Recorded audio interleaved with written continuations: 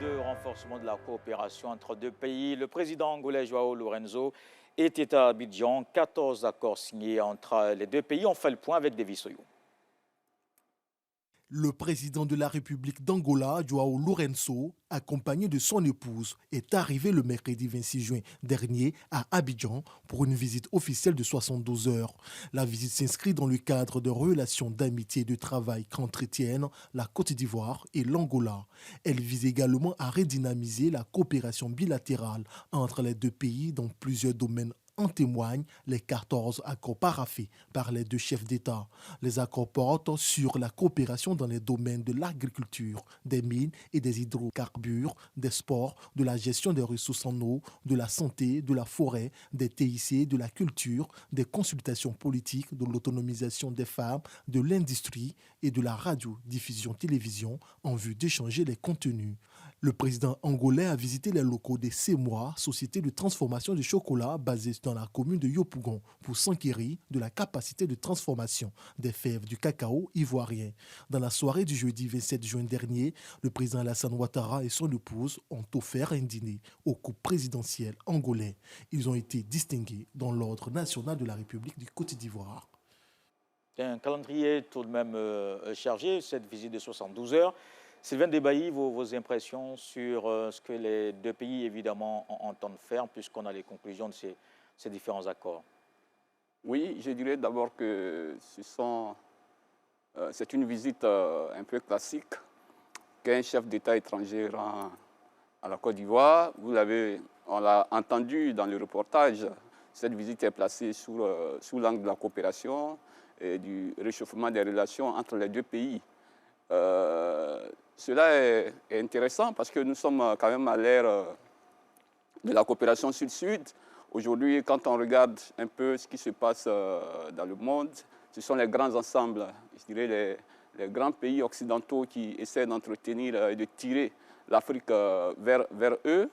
Aujourd'hui, il est aussi temps de marquer un arrêt et de redynamiser la coopération entre les pays d'Afrique eux-mêmes. Et la Côte d'Ivoire et l'Angola, qui partagent quand même des similitudes, parce que quand on regarde de par la géographie, les deux pays se trouvent sur la côte atlantique.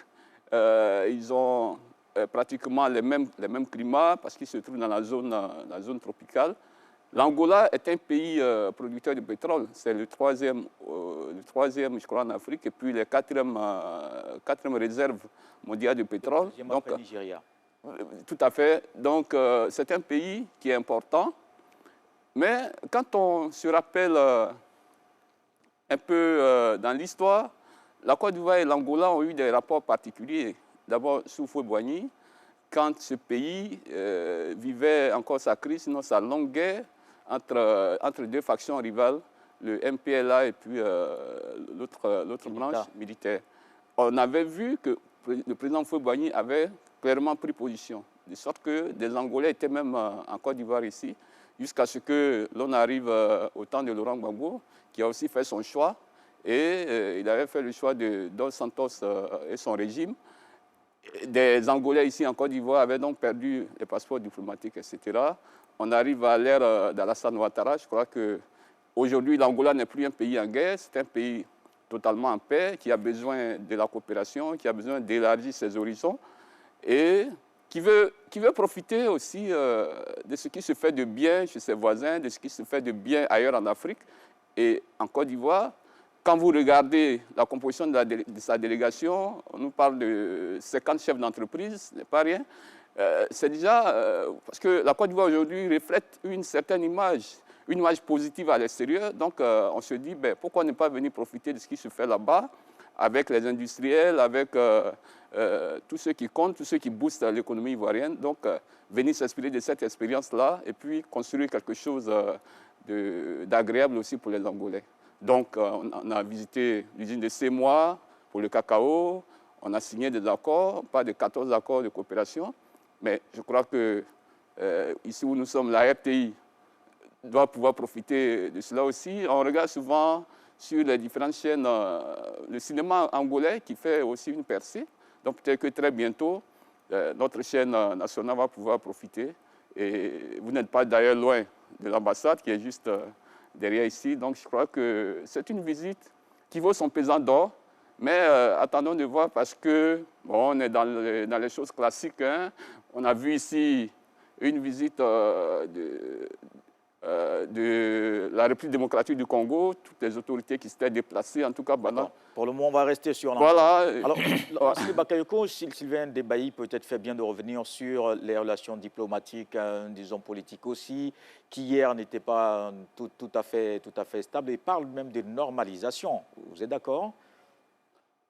Bon, oui, on peut parler de normalisation parce qu'il a rappelé les épisodes de l'UNITA où le président Houphouët-Boigny, pour laquelle le président Houphouët-Boigny avait pu faire cause, et Laurent Gbagbo était venu, de son côté, se ranger derrière Dos Santos. Et donc, certains avaient pensé que l'Angola était une sorte de chasse gardée, et que l'Angola avait une prise sur la politique ivoirienne, mais c'est le lieu de rappeler que les États n'ont que des intérêts. Aujourd'hui, l'intérêt de l'Angola, c'est de créer une synergie d'action avec les autorités ivoiriennes. Et la situation cette coopération est d'autant nécessaire que l'Angola, qui est un puissant pays de l'Afrique, on va dire de l'Afrique australe, a une coopération très mitigée avec la Côte d'Ivoire, notamment au plan économique. Le flux des échanges entre la Côte d'Ivoire et l'Angola, c'est à peu près 28 milliards de francs CFA, ce qui est marginal au regard du potentiel des deux pays. La Côte d'Ivoire aussi, qui est un très grand pays de l'Afrique de l'Ouest, veut élargir aujourd'hui ses horizons, avoir de nouveaux débouchés par rapport à sa volonté, pas hégémonique, mais de développement accéléré, a besoin de coopérer avec un pays comme l'Angola qui a un potentiel énorme. C'est vrai qu'aujourd'hui, l'Angola, c'est un pays qui est relativement en crise, 0,9% de taux de croissance en 2023, et le déficit budgétaire est énorme, mais il y a beaucoup de réformes qui ont été engagées.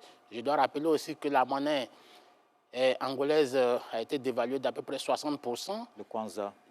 Et donc l'Angola a besoin de donner vie à son économie pour donner de la vigueur. Et puis, c'est un pays qui dépend à 95% du pétrole, même si il est aussi exportateur net de diamants et producteur d'or, de nickel. Avec un secteur agricole aussi, hein, avec des marges de progression. Et oui, un secteur agricole en marge de progression. Voilà pourquoi l'opportunité a été saisie par Luanda de venir s'inspirer du modèle ivoirien parce que la Côte d'Ivoire est un grand en matière agricole et ces relations sont d'autant nécessaires que la Côte d'Ivoire aussi est en train d'entrer dans le groupe des produits pays pétroliers.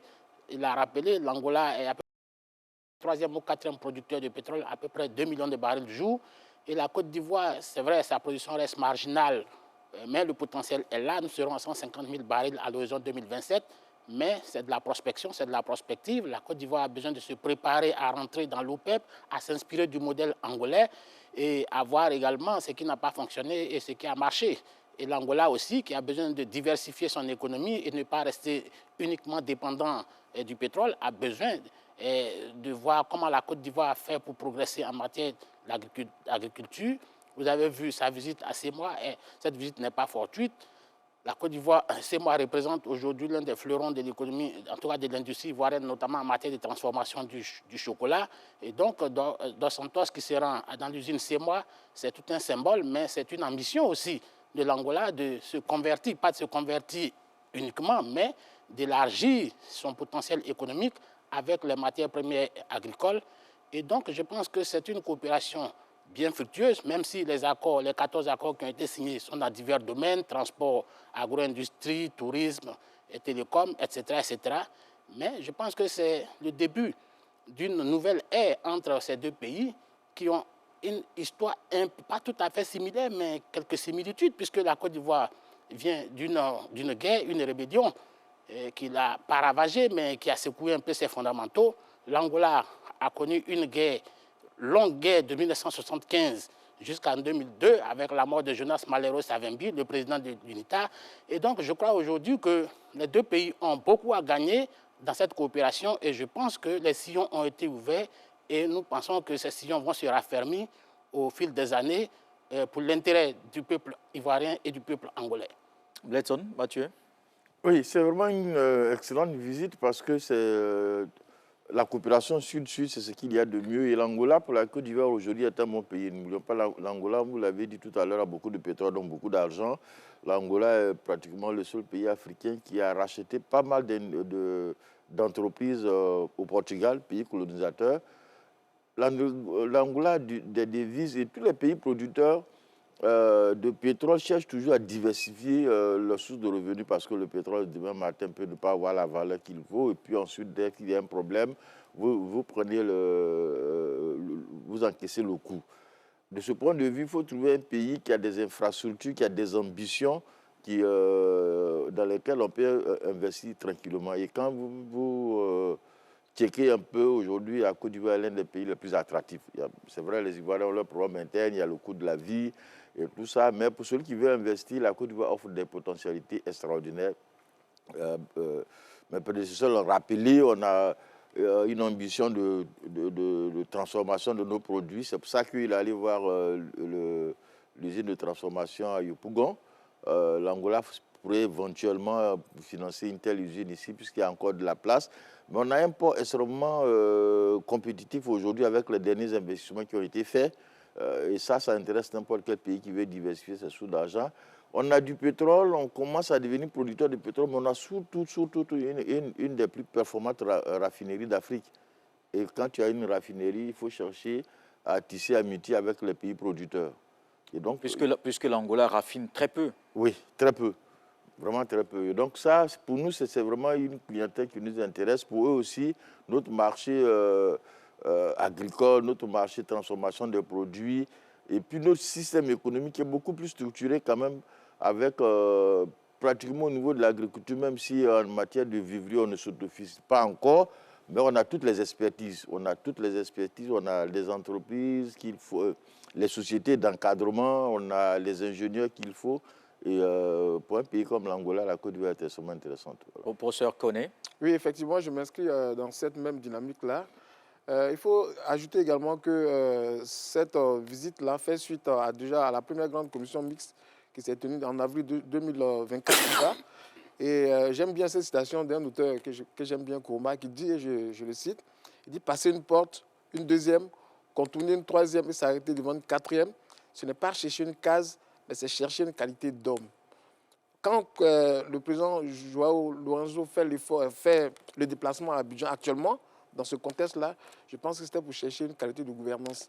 Et de mon point de vue, par rapport à tout ce qui a été dit, nos deux pays, par rapport à tous les besoins du moment, je pense que ferait également cet accord de partenariat, de mon point de vue, très bienvenu.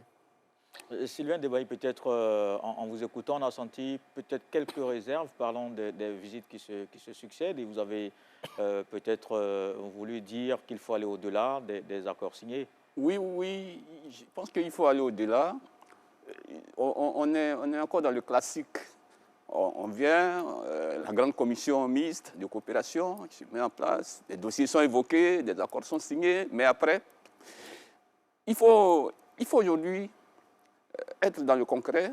Et moi, il y a un pays que j'admire bien, c'est le Maroc, qui est dans le concret. C'est-à-dire que quand le roi est arrivé ici, le roi du Maroc, je crois qu'il a fait 2 ou 3 visites en Côte d'Ivoire, mais par la suite, il y a eu du concret. On a vu ces grands chantiers de BTP, des constructions, des maisons, des appartements qui sortent de terre. Ça, c'est du visible.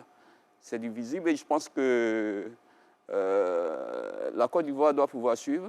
C'est-à-dire que nous, on reçoit des visites, mais nous aussi, on doit pouvoir aller aussi de l'autre côté, c'est-à-dire peut-être aller aussi en Angola, aller aussi à la conquête des marchés, parce que vous voyez des hommes d'affaires qui arrivent avec leur président, c'est-à-dire que la visite telle qu'elle se présente, elle est d'abord sous l'angle des affaires. Et on regarde ensuite la coopération, les accords qui sont signés. On parle des hydrocarbures. Vous savez que l'Angola était dans le capital de la CIR, hein, et puis après, l'Angola, par sa société, je crois, Sonangol, qui est sortie après vers 2011-2012 par là. Et l'Angola aussi a eu du mal à reprendre ses rapports diplomatiques avec la Côte d'Ivoire au sortir de la crise. Et donc, quand le président angolais arrive aujourd'hui en Côte d'Ivoire, on ne peut que s'en réjouir pour la relance de cette coopération diplomatique. D'autant plus que nous partageons la côte atlantique, c'est important. La Côte d'Ivoire n'est pas très loin de l'Angola, je vais dire quand on parle de la côte. Et donc, on a beaucoup à profiter de cette coopération-là. Et il faut aller très vite, il faut aller rester dans le concret. Très vite, il faut que la Côte d'Ivoire organise aussi ce retour-là. Oui, parce que le président João Lourenço a invité officiellement son homologue ivoirien pour une visite d'État en Angola sous l'angle économique, Lansine Bakayoko. Il faut y aller très rapidement. Oui, le journaliste spécialiste des questions économiques, ce dont parlait Sylvain Debailly tout à l'heure, le forum économique a déjà adressé la question. Oui, bien sûr, il ne faut pas désespérer puisque le leadership angolais a changé. Les temps orageux dont parle Sylvain Debailly en 2011-2012, tout le monde sait à quoi ça fait référence. Il y avait une sorte... l'Angola avait pris position, en tout cas l'Angola de Dos Santos avait pris position pour le président Laurent Gbagbo. Et donc, au regard du changement de leadership en Côte d'Ivoire, il était en difficulté, il était mal placé de revenir, de tourner kazakh. Ça aurait été considéré par le clan de Laurent Gbagbo comme une trahison. Donc, je veux dire que ça, c'est l'histoire, c'est du passé maintenant. Nous sommes dans le présent et le leadership angolais a changé. Vous avez vu qu'il y a une rupture totale au point diplomatique, même au plan politique, entre le régime de Dos Santos et le régime de Lourenço. D'ailleurs, beaucoup de membres de l'administration Dos Santos sont aujourd'hui poursuivis par João Lourenço. Ça veut dire qu'il y a une rupture. Et ils sont du même parti, hein? Oui, bien sûr, ils sont du MPLA, mais il y a une rupture totale entre l'ancienne gouvernance et l'actuelle gouvernance. Ça veut dire qu'il y a des raisons d'espérer, en tout cas de croire à la nouvelle dynamique qui lie Abidjan à Luanda. Donc, je veux dire que sur ce point, il n'y a pas de crainte à avoir. Maintenant, sur le plan économique, comme tu le dis, oui, il y a des potentialités que chaque pays doit pouvoir donner à l'un ou à l'autre. Voyez-vous, l'Angola, c'est un pays extrêmement puissant, en tout cas à l'échelle africaine. L'Angola, c'est un pays qui a du potentiel, qui a des hydrocarbures, qui a des ressources minières importantes. La Côte d'Ivoire doit pouvoir tirer parti. Et la Côte d'Ivoire aussi a effectivement besoin d'être un peu plus agressive en matière de conquête économique, puisque aujourd'hui, je l'avais dit, le déficit de la balance commerciale est en défaveur de la Côte d'Ivoire de 2,9. Donc la Côte d'Ivoire a besoin au minimum d'ajuster, sinon de renverser cette tendance-là. Pour dire qu'aujourd'hui, ces échanges-là, il ne faut pas croire qu'elles vont... en tout cas, cette coopération va rester virtuelle.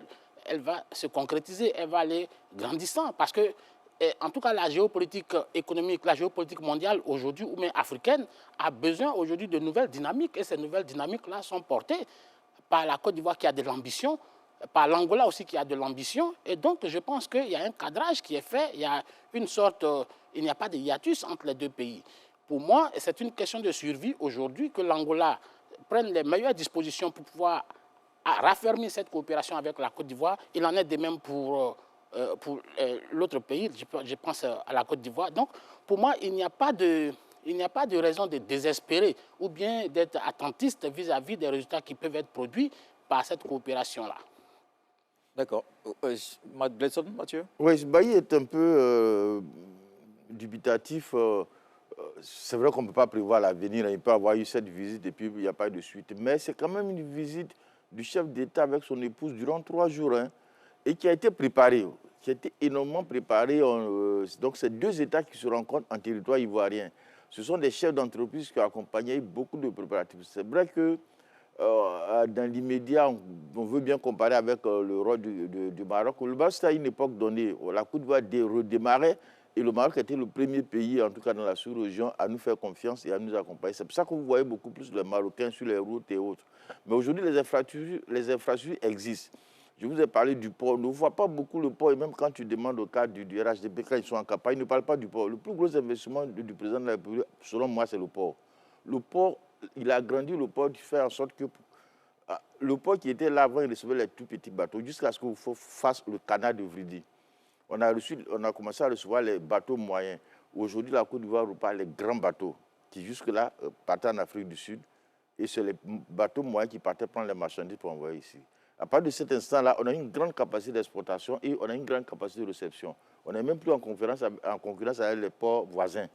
Ils vont tous venir s'approvisionner ici. Personne peut corroborer, nous étions à 9 mètres de tirant d'eau. Aujourd'hui, nous sommes jusqu'à 16 mètres de tirant d'eau. Voilà. Donc ça, maintenant que tout est bon, il y a d'autres pays qui estiment qu'il faut quand même faire avec la Côte d'Ivoire pour ne pas être trop en retard. La semaine dernière, il y a une zone industrielle qui a été ouverte, on n'a pas beaucoup fait attention. On a lancé la première pierre pour les travaux. Ce n'est pas une zone industrielle de type usine qu'on installe. C'est une zone industrielle, c'est Vetia Salé Ndoussi, qui est créée par les Chinois, avec un accord. Parce que c'est les Chinois quand même qui ont financé la transformation du port. Avec un accord qui va consister à ramasser toutes les marchandises en Afrique centrale, en Afrique de l'Ouest, toutes les marchandises qui sont achetées dans cette zone. Ils vont venir les déposer là-bas. Et finalement, c'est là que les Ivoiriens, tous ceux qui sont dans la région, ils vont faire les achats. Avec la possibilité de créer les usines même dans cet endroit. Donc, quand tu as un tel partenariat, ça intéresse les autres. Pour dire, attention, d'ici 5 ans, on n'ira plus en Chine prendre les marchandises. La Chine s'est déplacée à Abidjan, en Côte d'Ivoire. Blesson, pour continuer, je crois que ce projet, j'ai assisté à la signature du mémorandum entre la partie chinoise et la partie ivoirienne. C'est un projet de près de 1200 milliards de francs CFA d'investissement chinois. Les fonds sont presque mobilisés et ça va être une zone à la fois commerciale et une zone industrielle. Donc, qui a un potentiel de création de près de 2000 emplois, donc 2000 emplois directs. Donc, je veux dire que c'est effectivement, la Côte d'Ivoire est dans une dynamique d'industrialisation qui peut intéresser l'Angola, notamment la Côte d'Ivoire qui va devenir un hub pour les produits chinois et qui va irriguer l'ensemble de la zone ouest africaine. Pour ce qu'on est, oui, je pense que le président lui-même l'a dit. Il dit qu'il est venu à l'école ivoirienne pour solliciter l'expertise de la Côte d'Ivoire en matière certainement de développement et de croissance. Et je pense qu'il semble avoir réussi. Il a choisi le pays qu'il faut parce que, vu tous les efforts en matière de développement que le président a entamés depuis quelque temps, il était tout à fait normal qu'il soit là, certainement. Rapidement, Kolo, comme je parle sur le contrat maintenant du professeur, il est universitaire. Comment on pourrait évaluer cette pénétrabilité de l'Angola en Côte d'Ivoire sous l'angle de la langue portugaise? Est-ce que... Oui, justement à l'université. Voilà, à l'université, est-ce qu'on a de plus en plus... Bien, parce que la barrière linguistique... Tout à fait. Le Portugais, la Côte d'Ivoire est membre observateur. Le Portugais a été enseigné à l'université ici depuis plusieurs années. Beaucoup d'Angolais parlent français aussi. Voilà, et vice-versa. Et la Côte d'Ivoire est membre observateur de la communauté. Tout à fait. Bon, et puis, dans le domaine dont nous parlons, il n'y a pas de langue. C'est-à-dire quand deux médecins se rencontrent, ils ont leur façon de parler. Quand deux industriels se rencontrent, ils ont leur façon de parler. La barrière linguistique, c'est entre les citoyens. Tu t'en fais du tourisme en Angola, bon, il faut trouver un traducteur. Mais tu veux aller investir là-bas, ne vous t'en faites pas, c'est réglé. Il y a des gens qui sont là pour ça. Et puis ils se comprennent très facilement. L'argent traverse les pays sans s'occuper des langues. Oui. Le langage de la langue, ce sont les devises. C'est intéressant qu'en Côte d'Ivoire... En Côte d'Ivoire, c'est du CFA, il arrive au Ghana, c'est Sidi, au Nigeria, c'est Naira. Ils ont leur système de communication. Quand même, moi, je parle il y a déjà la faculté. Facilitation de... Il y a déjà la faculté dont parle le professeur tout à l'heure. Alors, messieurs, voilà un problème. Voilà un problème. On a fait le tour sur la visite. Voilà un problème qui date quand même. Ce qui se passe dans le royaume baoulé nous intéresse ce soir. On en parle avec David Soyo et on se retrouve juste après. Un royaume de rois, après Nanan Otimi Anvo, fils de la défunte reine-mère Nanan Akouaboni II, qui se réclame roi des Baoulés, un autre, Nanan Massim Kouadio, a été intronisé le 17 juin dernier avec pour nom de règne Sa Majesté Nanan Kwaku Dje II. D'ailleurs, celui-ci attend son investiture. L'intronisation de Nanan Kwaku Dje II est loin de plaire aux partisans de Nanan Otimi Anvo, qui se considèrent toujours comme l'héritier légitime et naturel du trône du royaume baoulé.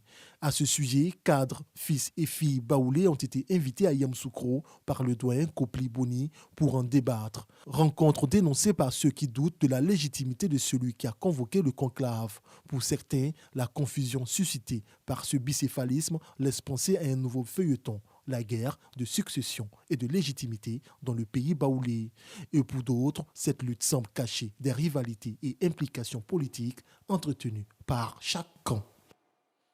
Il y a tellement de questions. Alors, messieurs, qu'est-ce que vous savez de cette situation? D'abord, vous, professeur, connaissez Diakalia. Bien, je vous ai déjà dit que ce qui se passe ici, là, est, de mon point de vue, très déplorable. Parce que les problèmes de chefferie qui se règlent pratiquement sur la place publique sont, de mon point de vue, assez regrettables quand même. Parce que c'est des choses qui devaient déjà être réglées peut-être un peu dans les sous-bois, j'allais dire, entre les quatre murs, pour ne pas qu'on s'étale comme ça. Parce que quand on analyse bien ce que nous avons vu, entendu jusque-là, je m'en tiens à la dernière conclave qui a eu lieu, la dernière fois à Yamoussoukro. Les principaux acteurs qui ont convoqué cette conclave-là sont politiquement marqués, il faut qu'on se le dise. Bon, là, ça amène à s'interroger. Vous parlez du doyen Kopli Boni? Oui, malheureusement, il est connu, c'est un des hauts cadres du PDCI. Et également, il y avait le doyen Camille Ali également, qui est très connu aussi sur la sphère politique. Ce sont vraiment c'est regrettable quand même. Et je pense que le peuple baoulé gagnait à régler ce problème-là autrement, de mon point de vue. Mais comment? Vous avez peut-être une idée? Parce qu'il faut quand même sortir de la crise aussi. Oui, bon, mais justement, il faut se parler. Je pense qu'entre eux, au niveau de cette communauté-là, il y a des personnes de ressources qui existent certainement. Il faut trouver vraiment le bon tempo, le cadre approprié pour se parler et puis régler définitivement ce problème, de mon point de vue. Bledson Mathieu? Oui, bon, qu'est-ce qui se passe? Le problème baoulé nous a intéressés. En tout cas, on en a beaucoup entendu parler lorsqu'on a étudié l'arrivée des baoulés en Côte d'Ivoire. Donc là, on a eu la reine Ablapoku, qui va arriver jusqu'à Bouaké, selon certains chercheurs. D'autres ont dit qu'elle est arrivée à Sakassou. Mais bref, après la reine Ablapoku, il y a eu sa nièce, Akwaboni. Jusque-là, voilà ce qu'on a su du royaume. Sans qu'il y ait de bruit, d'autres rois se sont succédés. Jusqu'en 2002, le dernier, c'est Anoublé III. Quand il meurt, c'est une dame, Akwaboni III, qui prend le pouvoir. La régente, ça. Voilà. Précision. La précision, on va la prendre en 2018 et 2019. Lorsque son fils, qui approchait la cinquantaine, devrait être intronisé. C'est à ce moment-là qu'on sait qu'elle était là comme une régente. Et que vous parlez maintenant de Ngatono Monique. Absolument. Qui est décédé. Voilà. Ah, oui. Malheureusement, pour peut-être le pays baoulé, ça va coïncider avec une autre période politique intense, c'est la sortie du PDCI et du RHDP. Sur la cérémonie se serait déroulée sans qu'il n'y ait de bruit. Mais comme ça a coïncidé, donc les politiques se sont immiscés. En tout cas, quand je parle des politiques, je fais attention. Elle a été intronisée en 2016, Ngatono Monique, oui. Oui. Mais en 2019, son fils devrait récupérer le pouvoir. Sur ça, il n'y avait pas de... J'ai essayé d'interroger tout le monde. Sur ça, il n'y avait pas trop de contradictions. Sauf que, bon, lorsque ça a lieu, certains ne sont plus d'accord. Et finalement, il y a une opposition entre la reine-mère et le fils qui est, selon la tradition, si on tire là-dessus jusqu'au Ghana, qui est l'héritier. Aujourd'hui, l'autre bloc dit, bon, cette affaire de Ghana, c'est 1400, 1600, bon, on ne va vraiment pas rentrer là-dedans, le royaume est modernisé. On parle du fait que la reine-mère, la reine tout court, c'était Akwaboni, et donc aujourd'hui, on ne peut pas prendre comme roi son fils, ce n'est pas possible, donc voici un peu le processus. Bon, est-ce que ça va avoir fin? Je ne sais pas. Pour moi, ça s'est passé en 2018 parce qu'il y avait une tension politique dans la zone. Pourquoi ça revient? Ça revient avec vigueur parce qu'on approche 2025, on a fini la CAN et la même tension politique que tu sens là, c'est ce qui se ressent à Sakassou. Personne ne veut, comment on appelle ça, entendre raison et probablement ça va continuer. Mais ce qui est gênant, c'est que moi, je ne vois pas particulièrement, il ne faut pas chercher vraiment le gain politique. Je ne crois pas qu'un royaume soit un gain politique pour celui qui le contrôle. Seulement, tu as des cadres qui estiment que si tu maîtrises le roi, ben, tu maîtrises l'argent. Parce que dans toute cette affaire l'ivoirien, c'est vraiment l'argent qui va faire qu'on va regarder la ligne droite. On sait que c'est vraiment la ligne droite. J'ai échangé avec beaucoup de cadres. Mais aujourd'hui, ceux que j'interroge ne veulent pas se mêler. Parce que si tu prends un côté, tu es RHDP, si tu prends l'autre côté, tu es PDCI. Ça a été même l'erreur de la dernière réunion qui a été convoquée par quelqu'un qui a été révélé à la Côte d'Ivoire comme successeur de Bédié. C'est-à-dire le doyen Kopli. Bon, on ne le connaissait pas jusqu'à ce qu'on le désigne comme successeur de Bédié. Donc, quand il y a un problème traditionnel, en principe, il devrait avoir la charge de dire, bon, trouvons d'autres personnes Marqué. moins marquées pour négocier avec... parce que ce n'est pas très joli, vraiment pas très joli qu'on dise qu'il y a deux rois qui se battent. En tout cas, toute cette affaire, c'est une affaire de famille. Mais il y a par derrière des gens qui estiment que quand tu maîtrises le roi, tu maîtrises l'argent. Je ne crois pas que sur le gain politique, un roi ne donne pas de consignes de vote. Et même dans les royaumes où il n'y a vraiment pas de débat, le royaume de l'Indigné, du Diablin, du Saint-Louis, le roi ne donne pas de consignes de vote, même s'il devrait le faire, bon, mais ça ne prenait pas. Par contre, tous les hommes politiques, pendant la campagne, vont saluer d'abord le chef du village, le roi, ils font des dons. C'est vraiment autour de ça. Et il y a des gens, tout à l'heure, comment on appelle ça, dans l'élément, on a dit que le roi élu, nommé ou, je ne sais pas moi, intronisé récemment, prépare son investiture. Mais ça, c'est un budget. Donc, là où on parle de budget ivoirien, coup là-bas. Est-ce que c'est un bon roi, est-ce que c'est un mauvais roi, mais il aura un budget. Le budget sera présenté à quelqu'un, qui sera présenté à quelqu'un, l'argent va être débloqué et ils vont gérer. Mais quand il y a une affaire d'argent, l'Ivoirien peut faire parler à sa maman, à son fils, à son enfant. Bon, c'est vraiment gênant pour nous. Je préfère rester sur la question principale. Donc, ce qui nous divise, qui divise le royaume baoulé. Sylvain Debailly, vous avez une idée? Ben, moi qui suis bêté, je ne serais pas vraiment légitime de parler d'une affaire de royauté en pays baoulé, parce que chez moi, on n'a pas de roi. Nous, on a des chefs de village. Et ça, ce sont des questions que je ne maîtrise pas tellement. Donc, ce que je vais dire, c'est vraiment à l'aune de ce que nous disons et de ce que nous écoutons, ça et là. Il me souvient que cette affaire a commencé, comme l'a rappelé tout à l'heure mon confrère, depuis bien longtemps. Et on est arrivé à un summum en 2018, 2019, quand le roi Nana Kassi a été intronisé. Aujourd'hui, moi, de mon point de vue, j'ai pensé qu'avec la disparition de celle qu'on appelait la reine-mère, cette crise-là allait maintenant s'estomper et que le royaume baoulé devait rentrer dans une ère de stabilité. Malheureusement, ce n'est pas le cas. On assiste quand même, c'est une variante, hein, ce qui se passe en pays baoulé, mais ces dernières années, on assiste quand même à une déstabilisation des monarchies en Côte d'Ivoire. Ce qui se passe, la même chose s'est passée à Yamoussoukro avec la tribu, avec les Lakoué, la même chose à Bounoua partout. Dans des villages ébriés, etc. On vient, on destitue des chefs. Bon, bref, pour revenir au royaume baoulé, il faut quand même inscrire ce qui se passe là-bas dans le contexte politique aussi, parce que ça ne peut pas se départir du contexte politique ivoirien. Mais en même temps, quand tu regardes l'histoire, on se rend compte aussi qu'il y a toujours eu ces crises dans le royaume. Dans le royaume baoulé, est-ce qu'on peut forcément ramener ça depuis d'ailleurs 1903, quand vous vous référez à l'histoire? Vous sentez qu'il y a toujours eu ces crises entre les Djé et les Anoublé, donc cette rotation qu'il y a au niveau du pouvoir. Oui. Et la dernière crise, c'était en 78, quand Guédé est décédé, jusqu'en 96. On n'a pas de roi. Oui. Mais là, c'était toujours en interne et on se donnait toujours les moyens coutumiers de pouvoir régler ces crises-là.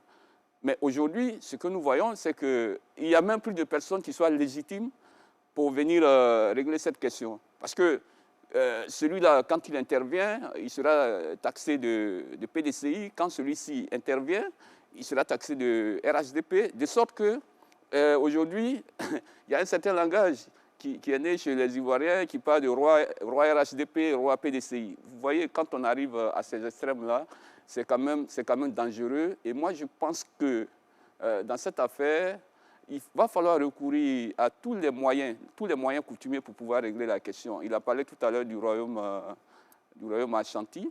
Je pense que c'est là-bas la source. Et si on a des problèmes pour interpréter les règles coutumières, je pense que c'est là-bas qu'il faut aller. Il faut inviter le royaume Ashanti dans cette crise-là pour pouvoir trouver une issue. Sinon, à l'état actuel des choses, où les rapports sont aiguisés, où on taxe rapidement celui-là ou celui-ci d'être de tel parti ou bien de tel bord, ça va être difficile. Et ce qui même ajoute à la tension, c'est le conclave tenu ce mercredi passé par le doyen Kopli Boni. Et là, il a dit des choses vraiment qui ne sont pas pour apaiser la tension. Parce que quand vous l'écoutez, il dit par exemple que cette communauté, il parle de la communauté de Baoulé, cette communauté représente une partie importante en Côte d'Ivoire et on se dit, comme ils sont solidaires en grande partie PDCI et qu'on veut tuer le PDCI-RDA, il faut diviser les Baoulés, il faut les opposer. Alors, est-ce que la source de ce problème se retrouve là, dans ce qu'il a dit? C'est problématique et je pense que pour régler cette question-là, il faut vraiment se mener d'une certaine sagesse. Il faut que des sachants rentrent en ligne de compte pour concilier les différents prétendants, pour concilier les différents protagonistes. Parce que, après tout, ils sont tous baoulés et ils ont un intérêt commun, c'est la stabilité de leur royaume. Lansili Bakayoko. Moi, sur la question, la gestion de cette crise de royauté, moi, je ne vais pas m'aventurer dans l'interprétation de textes coutumiers parce que je n'en ai ni l'expertise ni la connaissance. Mais moi, j'interviendrai sur les aspects qui peuvent toucher la République. Parce que la République de Côte d'Ivoire, elle appartient à tous les Ivoiriens. Et donc, s'il y a des incidences de cette crise interne à cette tribu qui vont rejaillir sur l'ensemble de la République, en ce moment-là, moi, c'est là que moi, je me sens interpellé. Et quand je dis ça, je fais référence un peu au discours de Kobri Boni à la réunion de Yamoussoukro. J'ai eu l'impression d'entendre un suprémaciste de l'apartheid ou un suprémaciste nazi qui parlait. Je l'ai entendu dire que les Ashantis, qui sont les pendants des Baoulés au Ghana, représentent 18% et que ce sont ces 18% qui dominent la vie politique, sociale, économique au Ghana et que celui-même qui ne parle pas la langue des Ashantis, qui est le Twi, est considéré comme un étranger. Et que eux, qui sont les pendants de ces Ashantis en Côte d'Ivoire, qui représentent 27%, ils doivent avoir, sous-entendu, la même posture. C'est-à-dire que c'est eux qui doivent dominer la vie politique en Côte d'Ivoire.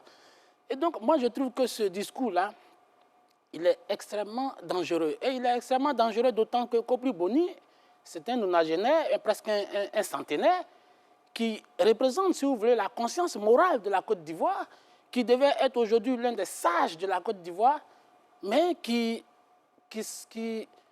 commence qui se lance dans cette entreprise de désagrégation de notre nation, une entreprise de destruction de l'unité nationale. Et je crois que ça, c'est quelque chose qu'il faut condamner. Parce que nous sommes dans la construction d'une nation qui est progressive, mais nous sommes dans la construction d'une nation. Et donc, aujourd'hui, venir et regarder la Côte d'Ivoire en morceaux, baoulés, Abron, Agni, tout ça, moi je pense que ça ne devait pas être le rôle du doyen, du professeur Kobri Boni. Aujourd'hui, il a atteint l'âge que tout le monde veut, c'est une grâce, et lui, il devait laisser en héritage une Côte d'Ivoire unie, une Côte d'Ivoire qui va vers la nation. Ce n'est pas à lui de provoquer la déflagration. Or, ce discours-là, il est un discours de suprémaciste, dans une république. Qu'est-ce que Debaï disait tout à l'heure, que lui, il est bêté?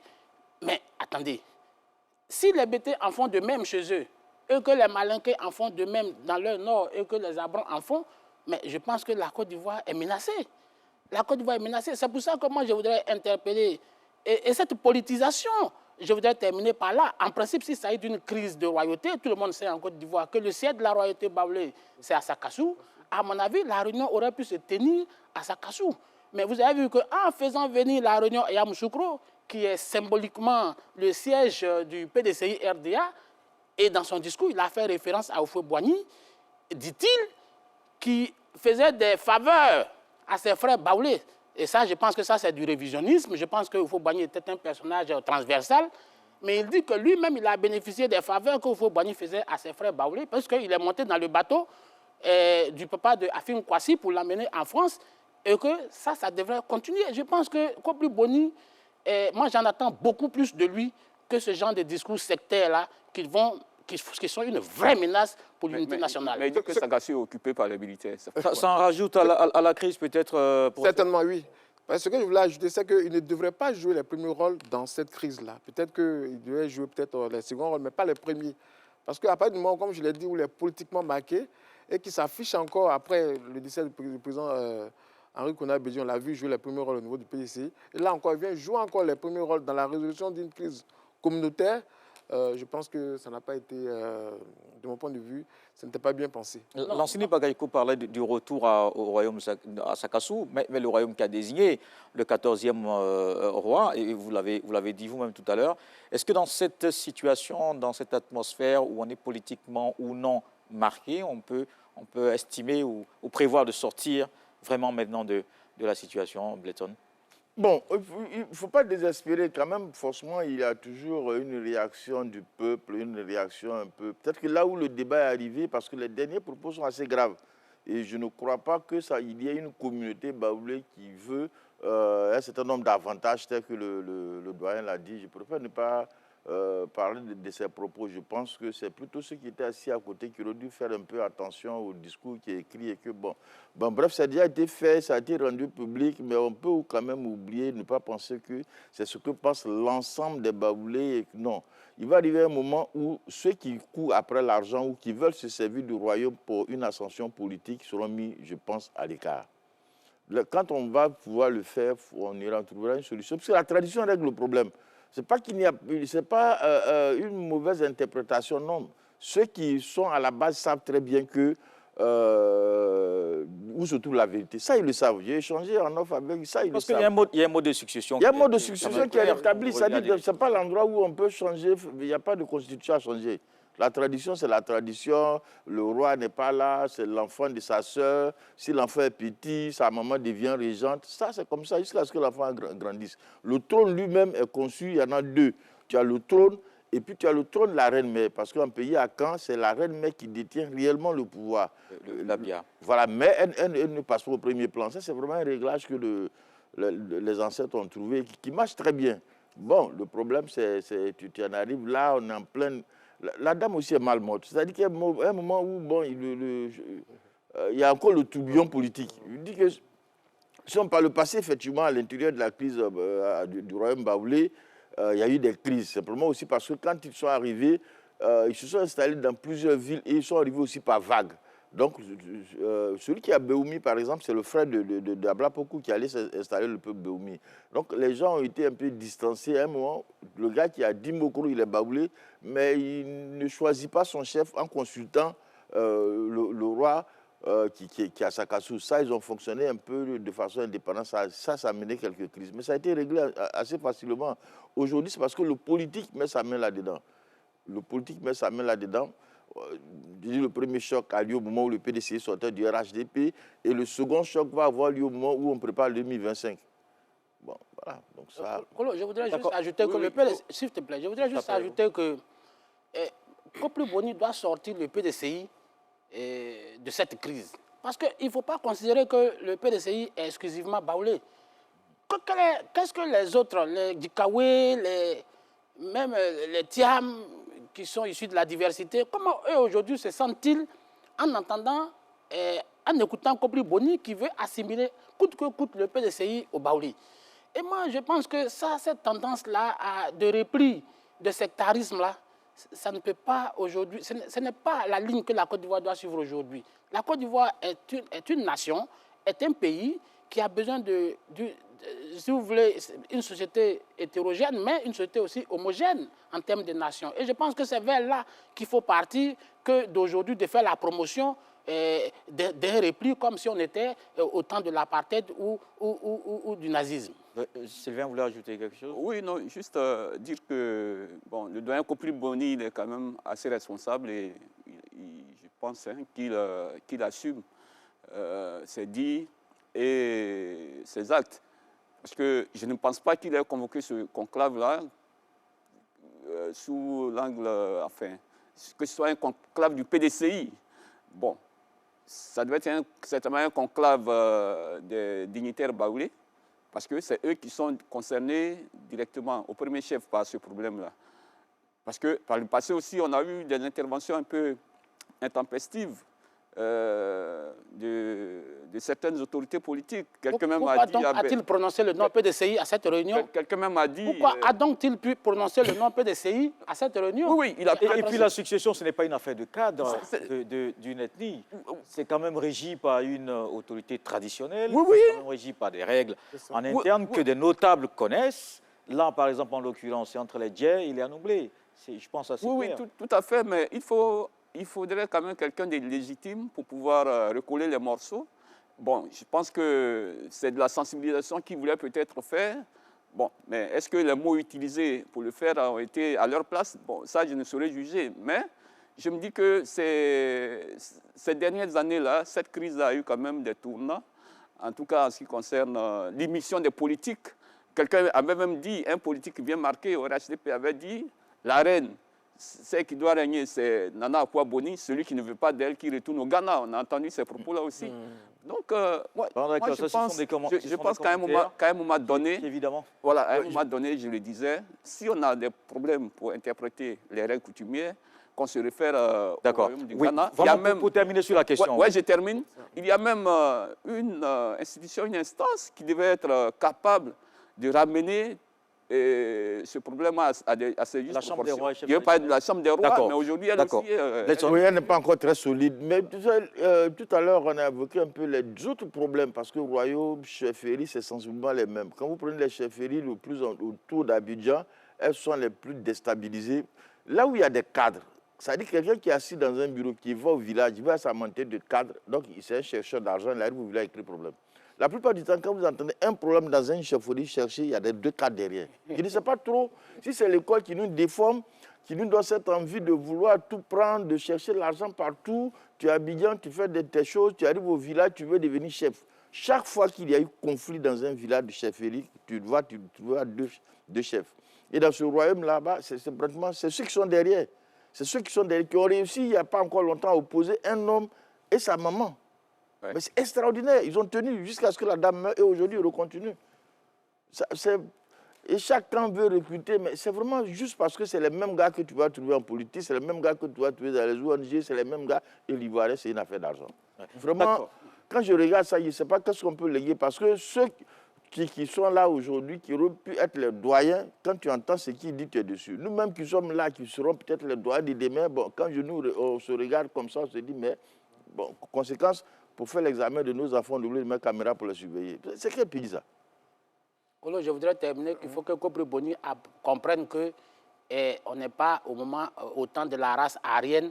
Les Baoulés ne seront jamais considérés comme la race aryenne parce que c'est un chemin sans lendemain, c'est une impasse. D'accord, alors on va sortir. Il n'a même pas parlé au nom des Baoulés, aucun Baoulé l'a légué là-bas, il a vraiment tenu. Il y a eu un certain nombre de personnes, bon, on ne veut pas trop rentrer dans les détails, qui ont poussé le vieux à dire des choses comme ça, mais il ne faut même pas tenir compte. Il n'a pas parlé au nom des Baoulés, aucun Baoulé ne l'a délégué. Il n'a même pas parlé au nom du PDCI, ce n'est pas une réunion du PDCI qu'il a envoyé là-bas. La première fois qu'on l'a vu sur la place publique, ce sont les tests du PDCI qui l'ont fait sortir.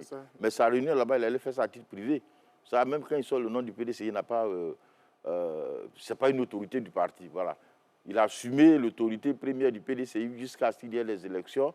Il n'occupe plus aucun rôle. Il parle à son nom personnel, il ne parle pas au nom des Baoulés, il ne faut même pas analyser, c'est pour pas donner trop de valeur pour ça.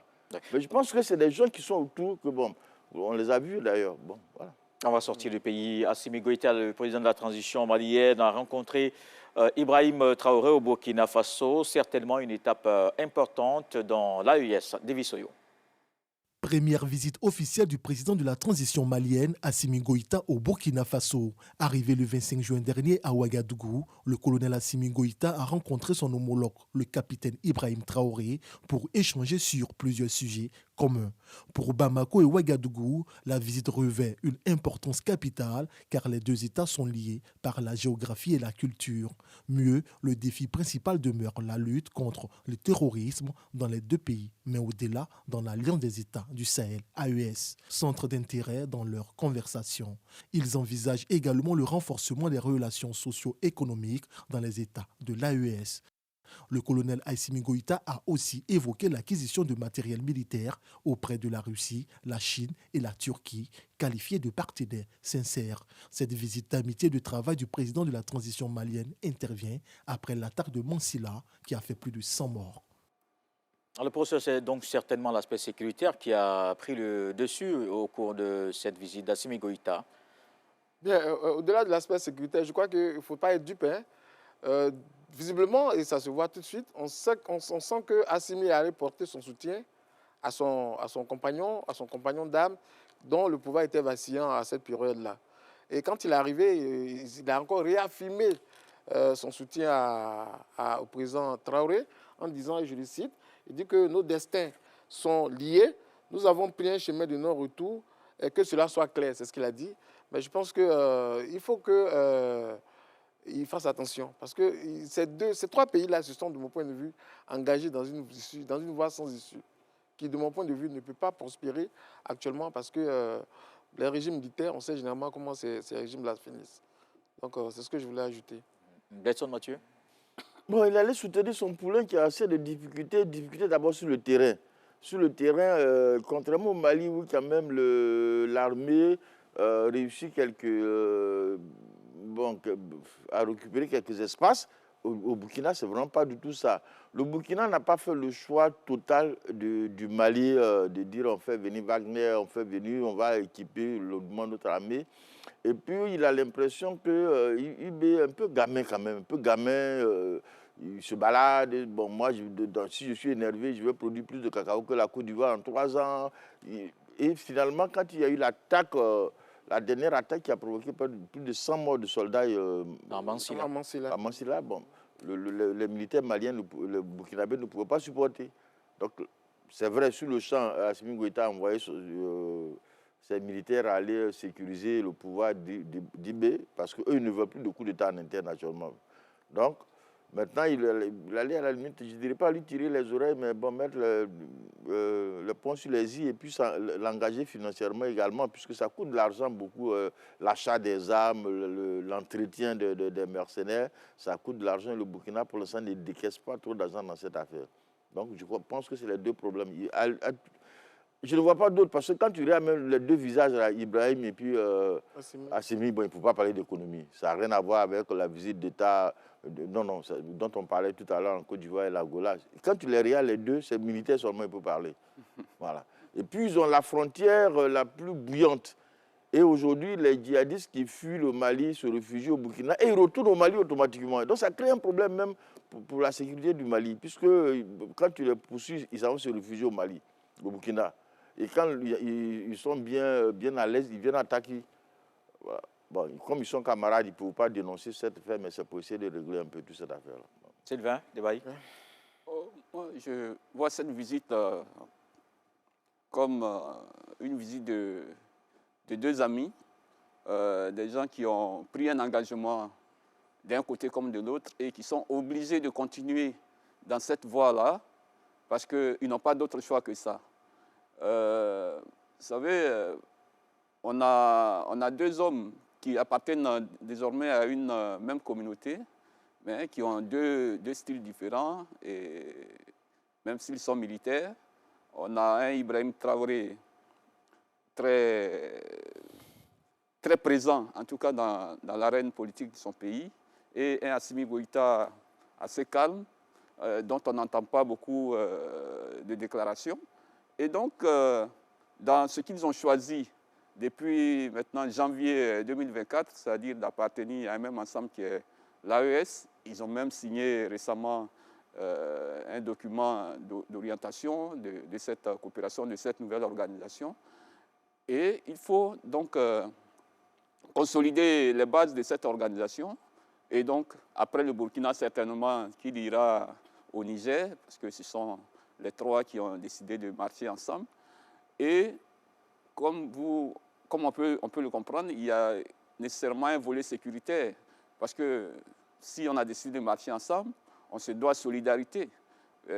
Au plan militaire, Bledson dit que comme ils sont militaires, ils ne peuvent que parler des choses militaires, sinon on ne peut pas parler de développement. Mais en même temps... Ce n'est pas votre avis. Non, ça veut pas. Les affaires d'un pays ne peuvent pas être que militaires. Il y a quand même du développement. Le Mali et le Burkina Faso sont dans la même sphère géographique et ils partagent quand même certaines cultures, certains liens. Sam, du point de vue de la production, les deux pays produisent du minerai. Et donc, il y a des axes de coopération qui peuvent naître. Il y a quelques investissements qui ont cours, même si ce n'est pas grandeur nature. Et donc, les deux peuvent aller pour s'encourager sur la voie qu'ils ont choisie, pour s'encourager s'entendre sur leur avenir commun, parce que jusqu'à preuve du contraire, c'est eux qui dirigent ces deux pays-là et c'est eux qui font leur choix et c'est leurs choix qui vont déterminer le futur de ces pays-là. Donc, il est normal qu'ils se rendent visite pour voir à quel niveau ils sont et pour voir comment ils marchent ensemble. Lansana Bakayoko, c'était loin d'une visite de courtoisie. C'est peut-être lié, comme disait le professeur Koné tout à l'heure, aux derniers événements au Burkina Faso. Bien sûr, la terminologie diplomatique qui dit que c'était une visite sécuritaire et économique, je pense que ça reste rien que du discours. Mais pour moi, il s'agissait peut-être, probablement, de lancer un message à ceux qui, en tout cas aujourd'hui, menacent le pouvoir burkinabé. Parce que tout le monde sait que c'est un pouvoir aujourd'hui vacillant, un pouvoir qui a perdu quasiment pied, et il y a des officiers burkinabés aujourd'hui qui n'entendent pas continuer l'aventure avec le capitaine Ibrahim Traoré. Et donc ça, c'est connu aussi bien des autorités burkinabées que des autorités maliennes qui ont décidé de faire un déplacement à Ouagadougou pour passer un message à ceux qui éventuellement voudraient remplacer Ibrahim Traoré et dire oui, nous sommes dans une amitié objective, nous sommes dans une solidarité militaire, Ibrahim est notre ami et donc si vous cherchez à le renverser, nous sommes là pour constituer une sorte de bouclier. Parce que nous savons également aussi qu'il y a eu quelques déplacements des militaires de Wagner au Burkina Faso. Mais le Burkina aujourd'hui est pris dans son propre piège. Je vais parler du capitaine Ibrahim Traoré parce qu'il avait raconté qu'il ne voudrait pas d'armée étrangère sur son territoire. Il avait mis en selle les VDP et il avait claironné partout que le Burkina n'a pas besoin de l'appui extérieur militaire. Aujourd'hui, il voit bien que les VDP qu'il a constitués et son armée sont à bout de souffle et que cette armée n'est plus en mesure de garantir la stabilité du Burkina comme il avait espéré. Et donc, si vous voulez, ces échanges avec le colonel Assimi Goïta sonnent un peu comme une recherche de stratégie pour pouvoir garantir la pérennité du régime burkinabé. Mais la question aujourd'hui est de savoir est-ce que le Mali, qui a ses propres problèmes intérieurs, a les moyens aujourd'hui, même s'il existe un pacte, je veux dire, qui permet à chaque pays de secourir l'un ou l'autre en cas de problème, mais tout le monde sait qu'au Burkina aujourd'hui, la stabilité n'est pas de mise et qu'au Niger, il y a une sorte de rébellion qui est en gestation, une rébellion très forte, qui demande d'ailleurs la libération de Mohamed Bazoum. Et donc, le Burkina aujourd'hui est dans une sorte d'amitié objective avec le Mali, vers qui il demande secours. Mais Assimi a-t-il les moyens aujourd'hui de sauver le soldat Ibrahim Traoré? Sur ce point, les jeux ne sont pas tout à fait clairs. Alors, on va regarder comment évolue justement cette situation. On a fait le tour des trois questions ce soir. Merci Sylvain Debailly, merci Bledson Mathieu, merci Lansana Bakayoko. Et merci à vos professeurs Koné Diakalia, maître de conférence à l'Université Alassane Ouattara de Bouaké. Merci à vous de nous avoir suivis. Tout de suite, le journal de 20h. Et puis à dimanche pour un autre numéro du Club de la Presse.